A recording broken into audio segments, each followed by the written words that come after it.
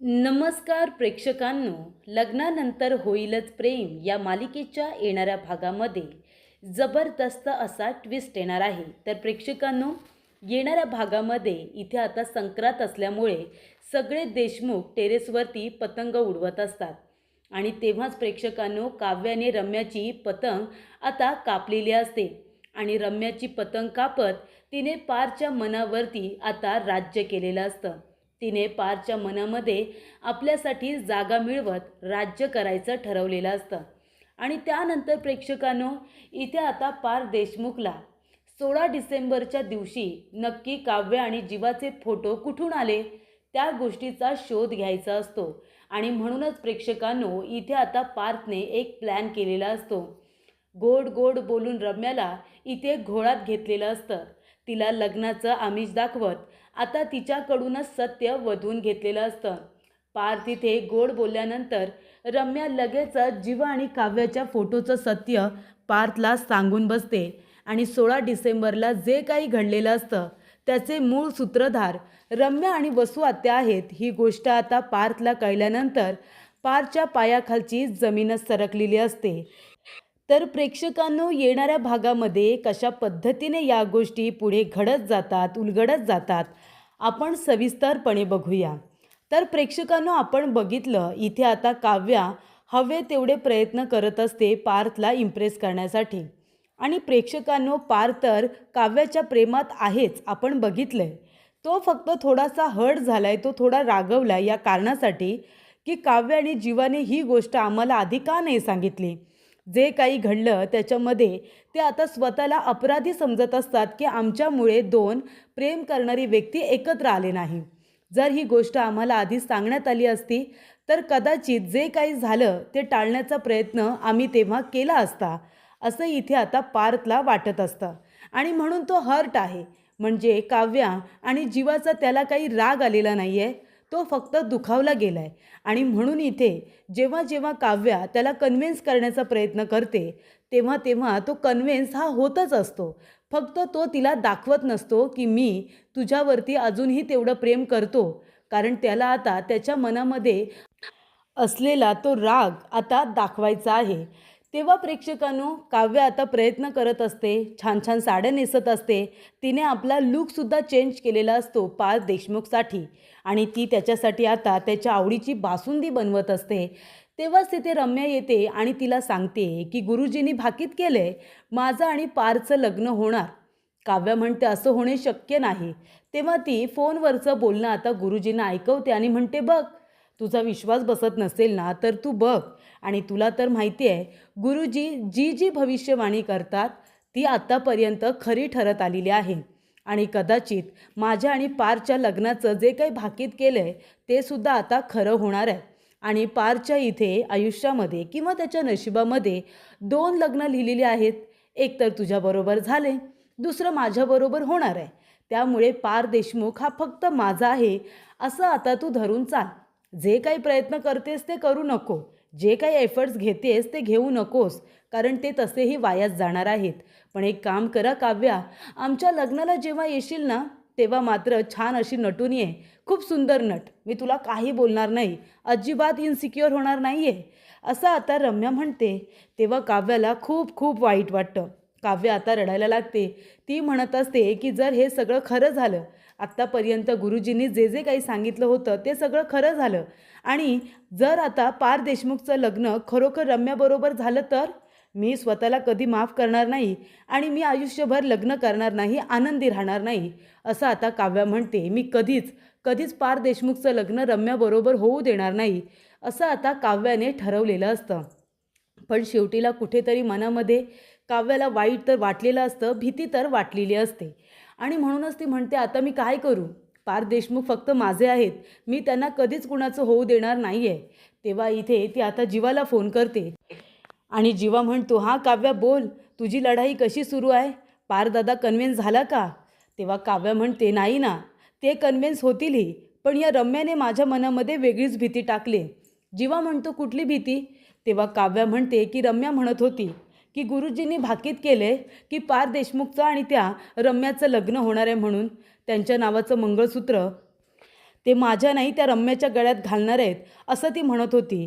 तेव्हा इथे पार्थ म्हणत असतो यांचं काय बोलणं चाललंय, म्हणून तो दारामध्ये येऊन आता उभा राहतो. काव्या म्हणत असते तुला माहिती आहे जीवा, ती रम्या जेव्हा किचनमध्ये मला सांगत होती ना की गुरुजींनी भाकीत केलंय की पार्थचं आणि तिचं लग्न होईल, हे ऐकून माझ्या पायाखालची जमीन सरकली होती. माहिती आहे तुला, काहीही झालं ना जीवा तरी पार्थ देशमुख फक्त माझे आहेत, ते कधीच तिचे नाही होणार. आणि ती आता रडत असते. तेव्हा पार्थ बोलणं ऐकत असतो, नक्की काय बोलणं चाललंय. तेव्हा जीवा म्हणत असतो की काव्या अगं तू कशाला घाबरतेस, ती रम्या आहे ना हे सगळं मुद्दामून करते, तुझे प्रयत्न बघून ती घाबरली असेल.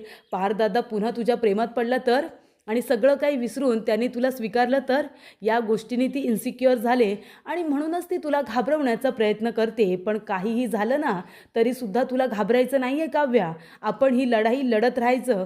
अगं एक एक महिना काय आपण उगाच घेतला आहे का, एक एक महिना आपण आपल्या पार्टनरला असं कन्व्हिन्स करायचं की ते पुन्हा आपल्याला आपल्या प्रेमातसुद्धा पडले पाहिजे आणि आपल्याला स्वीकारलंसुद्धा पाहिजे. हे बघ, आपल्या नशिबामध्ये, माझ्या नशिबामध्ये नंदिनीच लिहिली होती आणि तुझ्या नशिबामध्ये दादाच लिहिला होता. त्यामुळेच तुम्ही एकत्र आलेत ना, त्यामुळेच आम्ही एकत्र आलो आहे ना. मग जर दादाचं लग्न रम्याबरोबर होणार होतं तर मग ते आधीच व्हायला हवं होतं. जेव्हा नंदिनीबरोबर झालं नाही तेव्हाच व्हायला हवं होतं ना. मग तेव्हा झालं का नाही ना. मग तुझं लग्न दादाबरोबर का झालं आहे, कारण ते विधिलिखित होतं, नियतीच्या मनामध्येच ते होतं म्हणून ते झालं. तेव्हा प्रेक्षकांनो इथे आता पार्थ म्हणत असतो की अच्छा, म्हणजे रम्या यांना काहीतरी बोलले म्हणूनच काव्या इतकं रडतायत. तेव्हा इथे पार्थला अजून एक खात्री पटलेली असते की काव्या आता जीवाला फोन करून कंप्लेंट करते, याचा अर्थ त्या दोघांमध्ये आता मैत्री आहे आणि ते दोघेजण आता सगळं काही विसरून आपापल्या आयुष्यामध्ये मूव ऑन झालेत. उलट आता त्यांच्या आयुष्यात काय घडतंय वर्तमानामध्ये, ते दोघेजण एकमेकांना सांगतायत, एकमेकांना प्रोत्साहित करतायत की काही झालं तरी तू दादाला कन्व्हिन्स करायचं, काहीही झालं तरी मी नंदिनीला कन्व्हिन्स करणार. आणि हे त्यांचं बोलणं ऐकून पार्थ आता प्रेक्षकांना पूर्णपणे विरघळलेला असतो. त्याला आता कळून चुकलेलं असतं की या दोघांमध्ये काहीच नाही आहे आणि आता हे दोघेजणं खरोखर आमच्या प्रेमात आहेत आणि आमचाच विचार करून ते दोघेजणं आता हे जे काही प्रयत्न करतायत ते करतायत. तेव्हा प्रेक्षकांनो इथे आता काव्याला छान आता त्याने समजावलेलं असतं. काव्या तरीसुद्धा रडत असते आणि त्या टेडी बोक्याजवळ बोलत असते, ए बोक्या देशमुख, काहीही झालं ना तरी तू फक्त माझा आहेस, फक्त माझा. त्या रम्याकडे जाऊन तर बघ कशी दोघांची सुद्धा हक्कलपट्टी करते ते. तेव्हा प्रेक्षकांनो पार्थला आता हसूच आलेलं असतं. तो म्हणत असतो अच्छा, म्हणजे रम्याचा विचार केला तरीसुद्धा माझी फिसकारलेली मांजर बहुतेक काठी काढून मला मारणारच आहे. तेव्हा इथे पार्थ आता काव्याच्या प्रेमात तर असतोच, पण तो आता अजून प्रेमात आहे. काव्य जे काही आता क्यूट प्रयत्न करते त्याला मनवण्यासाठी, खरं तर त्याने तो विरघळतोय पण तो दाखवत नाही आहे. पण एक गोष्ट आता इथे पार्थच्या मनामध्ये सतत सडत असते आणि ती गोष्ट म्हणजे 16 डिसेंबरला ते फोटोज, काव्य आणि जीवाचे इतके पर्सनल फोटो स्क्रीनवरती कसे काय आले. ते स्वतः तर लावणार नाही, उलट त्यांना ते कुणाला सांगायचं नव्हतं म्हणून ते फोटोज त्यांनी लपून ठेवले होते असं त्याचं म्हणणं आहे.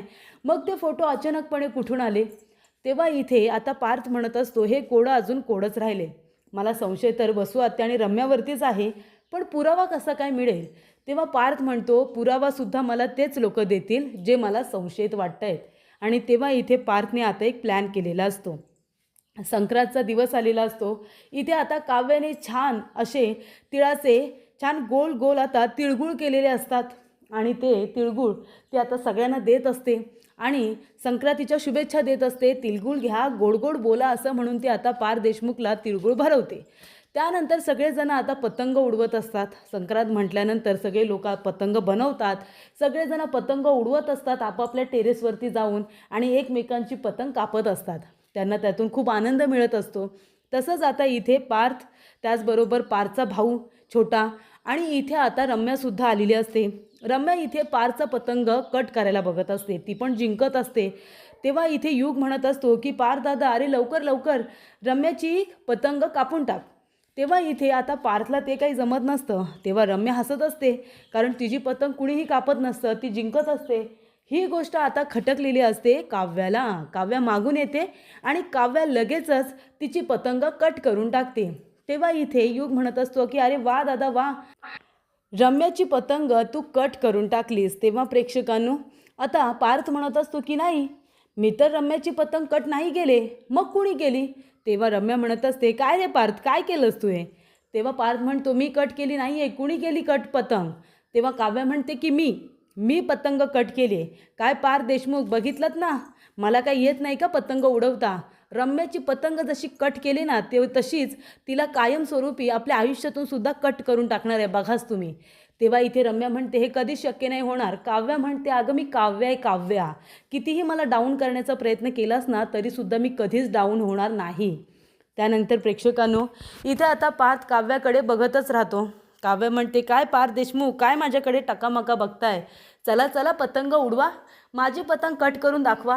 तर इथे आता पार्थ काव्याची पतंग कट करेल का प्रेक्षकांनो? कारण त्याला नेहमीच काव्याला जिंकताना बघायचं आहे. तेव्हा पार्थ काही तिची पतंग कट करत नाही. तेव्हा प्रेक्षकांनो, इथे आता नंदिनी आणि जीवासुद्धा आता एकत्र येत आहेत. नंदिनीला कळलं आहे जीवा तिच्यासाठी किती प्रयत्न करतोय. कुठला मुलगा इतक्या थंडीमध्ये बाहेर झोपेल, तिथेच खाईल, तिथेच अंघोळ करेल, कुणी असं करणार नाही. पण जीवा देशमुख ते सगळं फक्त आपल्या नंदिनीसाठी करत असतो. तेव्हा नंदिनीला तिची आई समजावते आणि म्हणते, अगं सगळे लोक जीवाला सपोर्ट करतायत, झालं गेलं सगळं विसरून जा आणि जीवाला ॲक्सेप्ट करा. जीवा तुझ्यासाठी जे काही एफर्ट्स घेतोय ते बघ. आणि तेव्हा प्रेक्षकांनो, इथे आता नंदिनीसुद्धा जीवाला माफ करते आणि त्याला घरामध्ये घेते. तेव्हा दोघेजणं मिळून आता इथे छान असे तिळगुळ बनवत असतात आणि एकमेकांना भरवतात सुद्धा.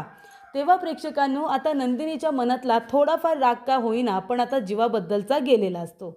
आणि इथे एका बाजूला आता काव्य प्रयत्न करतच असते. तेव्हा इथे पार्थला खूप आनंद होतो जेव्हा काव्या रम्याची पतंग कट करते. कारण रम्यामुळे काव्या रात्री रडलेली असते ना, त्याचा बदला आता इथे पार्थ समजत असतो. म्हणतो, बरं झालं हिची आता पतंग कट केली. त्यानंतर प्रेक्षकांनो, इथे आता पार्थ म्हणतो की मला रम्याकडून सत्य जाणून घ्यायचं आहे. तेव्हा तो मुद्दामून काव्यावरती रागवतो आणि म्हणतो, काय गरज होती रम्याची पतंग कट करायची? मी कुठे तिची पतंग कट केली? रम्या, तुला वाईट वाटलं का?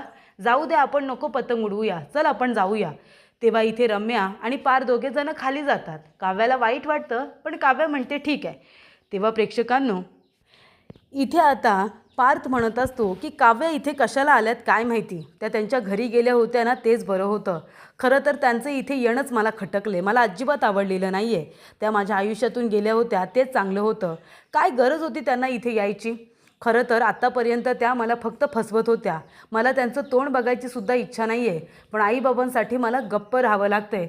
खरं सांगतो रम्या, ज्याने कुणी 16 डिसेंबरला ते फोटो स्क्रीनवरती लावले असतील ना, ते लोक कोण होते ना, मला खरंच कळत नाही आहे. मला त्या लोकांना मनापासून थँक्यू म्हणायचं आहे. कारण आत्तापर्यंत काव्य आणि जीवा मला फसवत होते. दोघांचं एकमेकांवरती प्रेम असताना आम्हाला सांगितलं नाही, अंधारात ठेवलं. जर 16 डिसेंबरला ते फोटो आम्हाला दिसले नसते तर या लोकांनी खोटं बोलून बोलून आम्हाला फसवलं असतं. ज्या लोकांनी हे सगळं काम केलं आहे ना, मला त्यांना मनापासून थँक्स म्हणावंसं वाटतं आहे खरंच रम्या. आणि काहीतरी गिफ्ट्स द्यावंसं वाटतं आहे. त्यांनी माझं आयुष्य उद्ध्वस्त होण्यापासून वाचवले. कळतं आहे तुला रम्या? खरंच रम्या, काव्याच्या ऐवजी मी तुझ्याबरोबर लग्न केलं असतं तर किती बरं झालं असतं. आज आपली एवढी बदनामी झाली नसती. तुझ्यासारखी मुलगी माझ्या आयुष्यामध्ये आली असती, एवढी प्रेम करणारी. नाहीतर ती काव्या, काय गरज होती तिच्याबरोबर लग्न करायची खरंच मला कळत नाही आहे. ते फोटो बघितल्यापासून तर मला तिला बघवतसुद्धा नाही आहे. हे सगळं आता पार्थ मुद्दामून म्हणत असतो, काव्याच्या इथे विरोधात मुद्दामून बोलत असतो. कारण रम्याच्या मनामध्ये त्याला विश्वास संपादन करायचा असतो. तेव्हा इथे पार्थ आता खूप चिडल्याची ॲक्टिंग करत असतो. काव्याचा तो फोटोसुद्धा रागारागाने बघत असतो आणि फाडण्याचा प्रयत्न करत असतो. तेव्हा इथे रम्याला वाटतं की अच्छा, म्हणजे पार्थला तर छान वाटले की आम्ही ते फोटो स्क्रीनवरती दाखवले. तेव्हा इथे रम्या म्हणते, पार्थ तुला खरंच असं वाटतं की काव्याचं सत्य तुला कळलं ते बरं झालं, ते फोटो स्क्रीनवरती लावले ते बरं झालं? तेव्हा पार्थ म्हणतो, हो ना, तेव्हाच तर सत्य आमच्या समोर आलं. नाहीतर गेली वर्षभर ते लोक आम्हाला अंधारात ठेवत होते, फसवत होते. ते कुठे आम्हाला कळलं असतं? तेव्हा इथे काव्या आता म्हणत असते की या लोकांचं काय चाललं आहे. ती आता लपून छपून त्यांचं बोलणं ऐकण्याचा प्रयत्न करत असते. तेव्हा इथे रम्या म्हणते की अरे वा, पार्थ तर माझ्या बाजूने आहे, मग त्याला सांगायला काही हरकत नाही. उलट तो गिफ्ट देईल आणि माझ्या प्रेमाचा स्वीकार करेल. तेव्हा रम्या म्हणते की पार्थ, ते फोटो आहे ना स्क्रीनवरती मीच लावले होते, मी आणि आईने. बरं झालं ना तुला सत्य तरी समजलं. तेव्हा इथे पार्थ म्हणतो, हो का? आत्तापर्यंत फक्त संशय होता की ते कारस्थान तुमचं होतं, पण आता तर खात्रीच पटलेली आहे. तेव्हा प्रेक्षकांनो, इथे आता पार्थने ठरवलेलं असतं 16 डिसेंबरला ते कारस्थान नक्की कुणी केले त्या माणसांना मी शोधून काढणारच. आणि शेवटीला इथे पार्थने रम्याला घोळात घेऊन घेऊन तिच्याशी गोड बोलत बोलत आता सत्य शोधून काढलेलं असतं. 16 डिसेंबरला झालेला तमाशा रम्या आणि वसूमुळे झालाय हे आता पार्थला कळल्यानंतर पार्थचा राग आता अनावर झालेला असतो. पण शेवटीला प्रेक्षकांनो, इथे आता पार्थने सत्य शोधून काढल्यानंतर इथे आता रम्याची चांगली वाट लागणार असते. रम्याला त्याची चांगली शिक्षा मिळणार असते, हे मात्र नक्की.